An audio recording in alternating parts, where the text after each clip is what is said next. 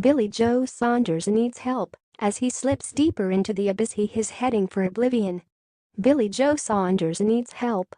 Conor McGregor had to cop a plea to dodge jail time. That's one difference between boxing and the UFC. Deontay Wilder did as he was asked by a nerdy TV presenter when he punched a mascot, breaking the jaw of the unfortunate man inside the costume. Khabib Nurmagomedov attacked people outside the octagon immediately after beating McGregor. That's another difference.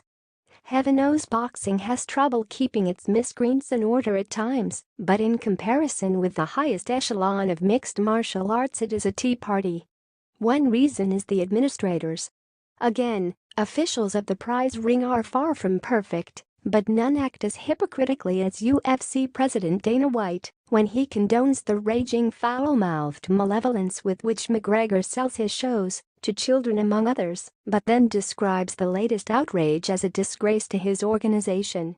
What White will actually do about the thuggery on the strip still remains to be seen, but Saunders has already paid a heavy price, a career highest £1.7 million purse plus the forfeiture of his world title for his positive drugs test.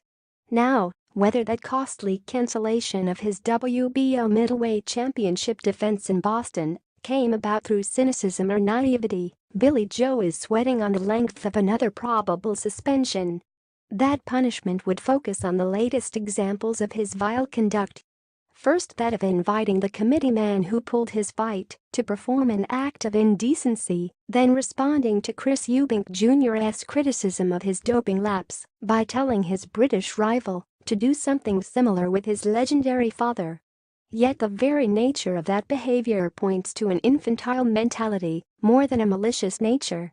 As did his crass propositioning of a vulnerable female to take drugs, which he tried to excuse as banter, before realizing he had to make a public apology, and for which he has been fined £100,000 already.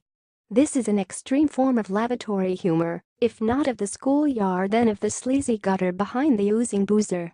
A psychologist may well find Saunders to be a child of his environment, of the traveling community which takes excessive pride in its machismo. A child who has never grown up.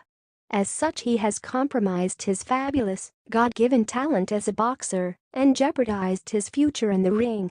This is as sad as it is foolish. Promoter Frank Warren does his best to coax Billy Joe towards maturity, making the most persuasive case he can for those irrational outbursts, even though he in turn is castigated by the majority who either despise or despair of Saunders. Yes, Warren has a vested interest, but he doesn't want to see Saunders pour all that ability down the drain at 29, when the best and most lucrative years of his career should be ahead of him. Yet still Saunders slips deeper into the abyss. He has now posted an Instagram of himself and his friends blowing £22,000 between them in a casino and washing down their losses with pints of Guinness, all to the accompaniment of more four-letter words. Can anybody save him from himself and from those around him?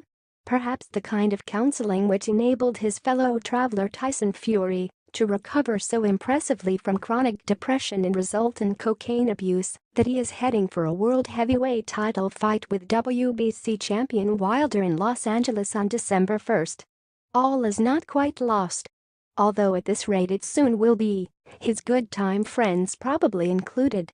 Billy Joe needs help in coming to his senses. Notorious Conor needs another kick up the backside to reinforce the one applied by Khabib in Las Vegas the other night.